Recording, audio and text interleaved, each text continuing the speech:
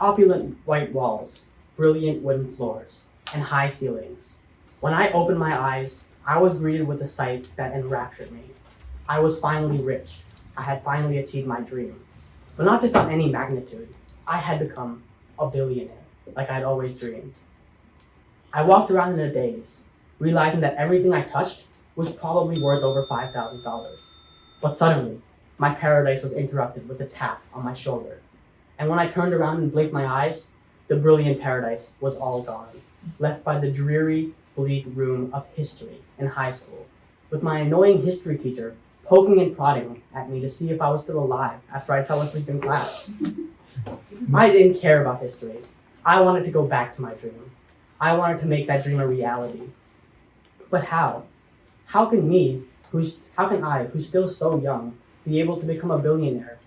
And when all the richest people today are so old, is there any hope left for me? Well, there is one, and that is Alexander Wang, a person who, at the age of only 24, was able to become a billionaire. You may be wondering, how is this possible? But Alexander Wang was able to put in the hard work, refine his skills, and improve himself to become what he is today. It all started in elementary school. Alexander Wang was born in New Mexico, and both of his parents were physicists that worked for the military. And he had a legacy to keep up. His parents were physicists, his grandparents were researchers, and even his great-grandparents were researchers. He was expected to be the same, but that wasn't what he wanted. He was introduced to math and physics at a young age, and that became his interest over time. And in 6th grade, his studying paid off when he won his first math competition. He didn't stop there though. He continued on to win numerous competitions. A physics competition here, a math competition there, a computers competition the next day. He was winning everything. And with that many accomplishments under your belt, you're practically guaranteed to get into any college you want. Some of many high schoolers' dreams today. But it wasn't Alexander Wang's dream. It was his parents' dream. Alexander Wang wanted to carve his own path, create his own legacy, and try something new. So he took matters into his own hands in 11th grade when he dropped out of high school, and he moved to Silicon Valley in hopes of getting a job. But after 3 failed interviews, he realized that he might not be cut out for it. All of these interviewers were looking down on him for being someone who's only 17 years old. After all, he's competing with people in their 30s and 40s, people with fully fledged college degrees and work experience. How could a 17-year-old high school dropout compete with that? Well, when Alexander Wang was walking into his 4th and what may be his final interview, he knew he had to make this a success before his parents took him back and made him a researcher like he'd always dreaded.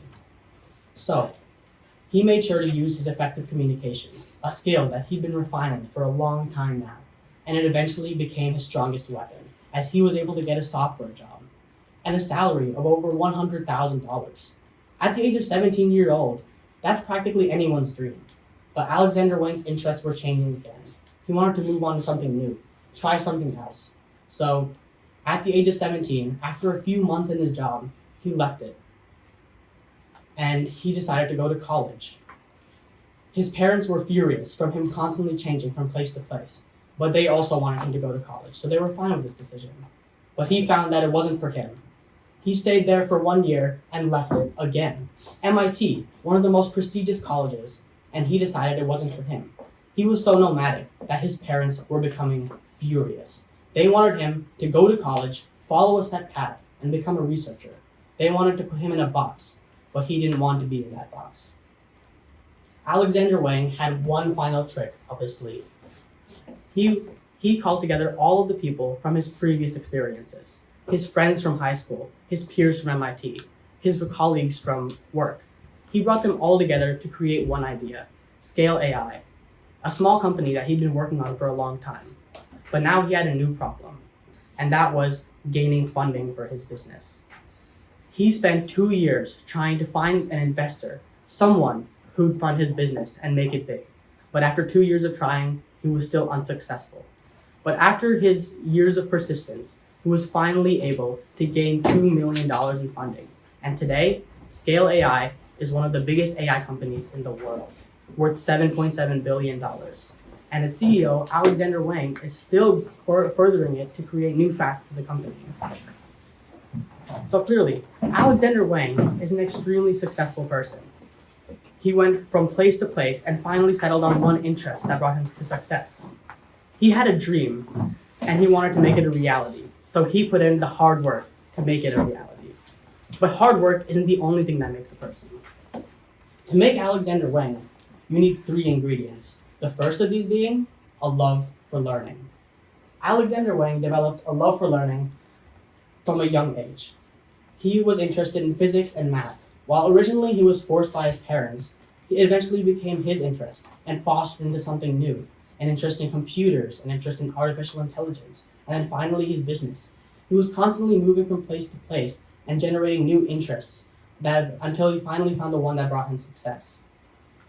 Wang's second trait was his ability to never be satisfied, his extreme high-reaching ambition that brought him to take risks and get him to where he is today. This first happened when he was in high school.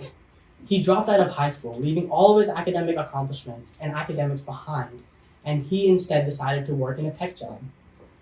And because of that, he had to sacrifice everything that he did before. And he did this 2 more times when he left his job and then left college. But when he finally found the thing that he wanted to settle on, his business, he worked on it, put in the hard work, was persistent, and was able to create what it is today. But Alexander Wang wouldn't be here without his final trait, his effective communication. Wang was able to talk to people effectively, but this didn't come automatically at birth.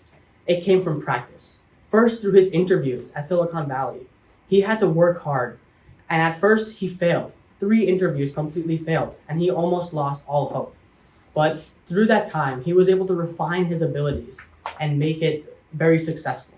But his abilities were put to the test when he had to get funding for his business. And after 2 years of refining his abilities, improving his skills, he was able to create the business that Scale AI is today. And he continues to further it through his communication. So all in all, Alexander Wang is a very successful person, but he was nomadic from the start, moving from place to place, with interests changing like the wind, constantly changing from artificial intelligence to college and so much more. But while he was chasing his interests, his parents were always chasing him, right behind him, trying to put him in a box and make him a researcher like he'd always dreaded. Instead, he decided to open that box and continue on and become what he wanted to be. If you take a love for learning, an ability to never be satisfied, and effective communication, put them all in a blender and blend it, you'll get Alexander Wang, or an Alexander Wang smoothie. But when we look at our own smoothies, we might see we don't have the right traits, the right abilities. We might not be effective communicators, or learning might be hard for us. But Alexander Wang shows us that no matter what smoothie you were born with, and no matter how high-reaching your dream might be, as long as you put in the hard work and persist in what you want to do, you'll find that dream eventually becoming your reality.